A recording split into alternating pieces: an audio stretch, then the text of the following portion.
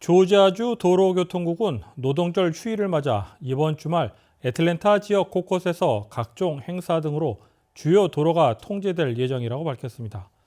다운타운 가실 분들 유의하시기 바랍니다. 보도에 박진남 기자입니다.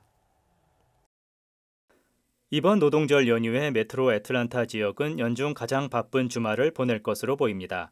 다양한 이벤트와 풋볼 경기 및 축하 행사가 모두 노동절 주말에 계획되어 있기 때문입니다. 조지아 교통부는 관광과 축제 및 각종 행사 지역으로 연결되는 주요 도로 공사를 최소화할 계획입니다.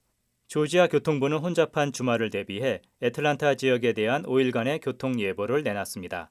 금요일인 오늘은 정오부터 오후 8시까지 메트로 애틀랜타 주간 운행을 제한합니다. 조지아 교통부는 교통량 증가가 예상되기 때문에 최소 30분 내지 45분의 추가 이동 시간을 가질 것을 권장했습니다. 토요일인 내일은 정오부터 오후 6시까지 주간 고속도로 정체를 예상했으며 일반적인 토요일 이동 시간을 예상했습니다. 일요일 및 월요일은 일반적인 일요일 이동 시간을 예상했습니다. 화요일은 메트로 애틀랜타 지역에서 오후 3시부터 오후 7시까지 주간 고속도로 정체가 예상되며 평소 출퇴근 시간 정도 예상했습니다. 조지아 교통부는 전반적으로 주말 교통량을 평소보다는 가벼운 정도로 내다봤습니다. 그러나 엘레바마 대 마이애미 대학 풋볼 경기가 토요일 오후 3시 30분 메르세데스 벤츠 스타디움에서 예정되어 있으며 주말 동안 드래곤 콘 축제 및 블랙게이 프라이드 행사가 예정되어 있어서 어느 정도 교통체증은 예상해야 할 것으로 보입니다. KTN 뉴스 박진남입니다. 9월 중 미국에서 부스터샷이 시작될 예정이라고 보도해드린 바 있습니다. 보건 전문가들이 오늘 백악관에 모더나와 존슨앤존스 백신 접종자에 대한 부스터샷 접종 허가를 연기할 것을 요청했습니다. 보도에 김상은 기자입니다. 코로나19 부스터샷이 연기될 가능성이 있다고 월스트리트 저널이 보도했습니다. 조 바이든 행정부는 다음 달 20일부터 2차 백신이 끝난 지 8개월이 넘는 사람을 대상으로 우선 부스터샷을 허가하기로 발표했습니다. 하지만 보건 전문가들은 이를 연기해달라고 말합니다. 연방질병통제예방센터 CDC의 로렐 워렌스키 국장과 연방식품의약청 FDA의 제니 우드콕 국장대행은 전날 제프리 자이언츠 백악관 코로나19 조정관을 만나 최소한 모더나와 존슨앤존슨 얀센 백신에 대한 부스터샷을 늦출 것을 요청했습니다. 아직 안정성과 효능에 대한 검토할 시간이 필요하다고 판단했기 때문입니다. 가장 큰 이유는 모더나 백신의 부스터샷 분량입니다. CDC와 FDA는 모더나 부스터샷 분량을 기존 1차와 2차 백신과 동일하게 할지 아니면 절반으로 줄일지 결정을 내리지 못하고 있습니다. 다만 화이자와 바이오엔텍이 개발한 백신 접종자 중 65세 고령자, 의료시설 종사자, 요양원 거주자 등 면역 저하자에 한해 예정대로 9월 말 부스터샷이 진행될 것으로 보입니다.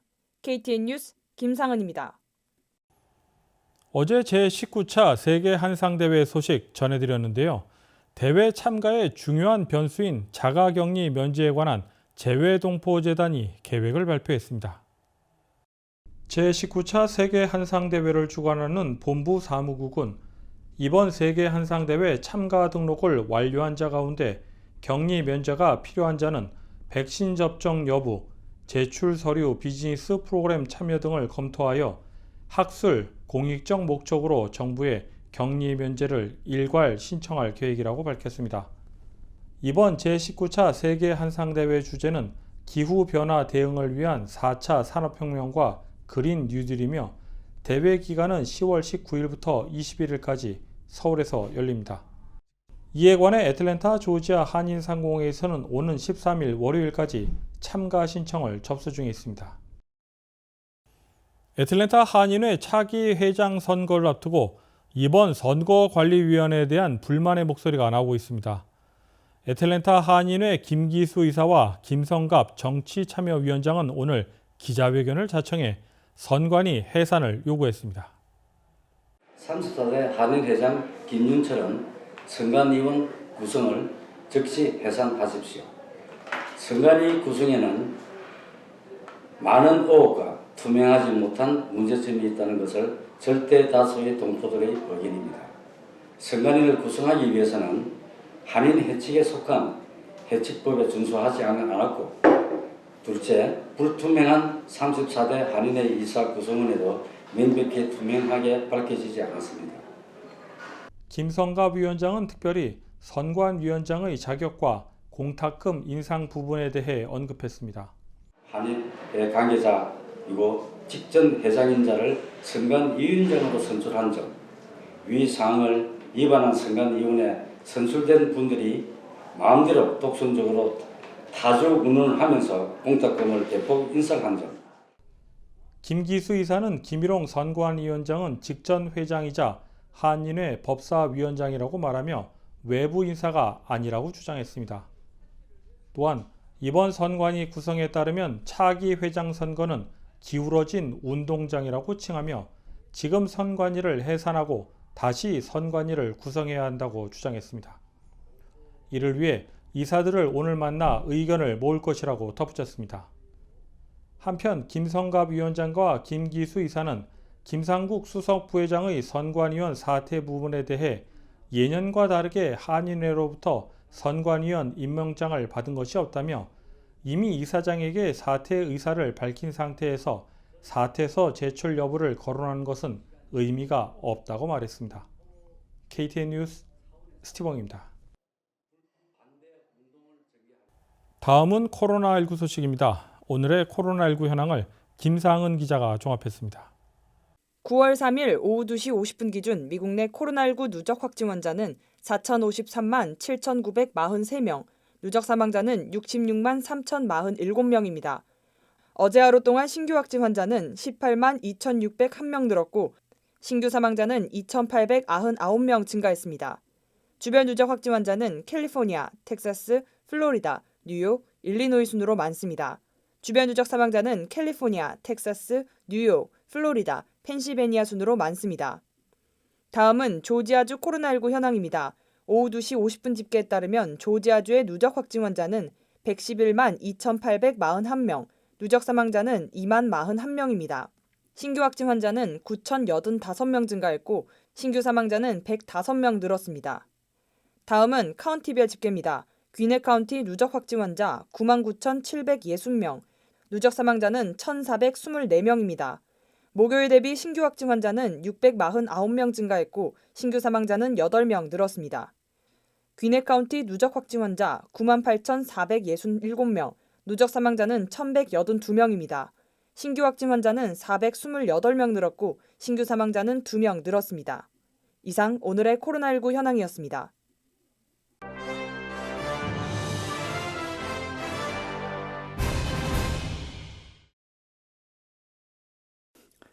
뷰포드 시내에 위치한 기차 선로에 갇힌 트랙터 트레일러가 기차와 충돌하면서 트레일러가 두 동강이 나는 사고가 있었습니다. 기넷 카운티 경찰은 트랙터 트레일러와 기차가 세드번 애비뉴와 리틀 밀 로드 교차로에서 발생했다고 밝혔습니다. 반쪽 난 트레일러와 미러키 툴박스는 기찻길 한쪽에 메인 스트리트 쪽에 흩어져 있었고 나머지 반쪽 트레일러와 트럭 운전석은 기찻길 반대쪽에 리틀 밀 로드 쪽에 놓여져 있었습니다. 트럭 운전자는 기차와 충돌하기 전에 트럭에서 탈출해 다치지 않았고 주변에도 다친 사람은 없습니다.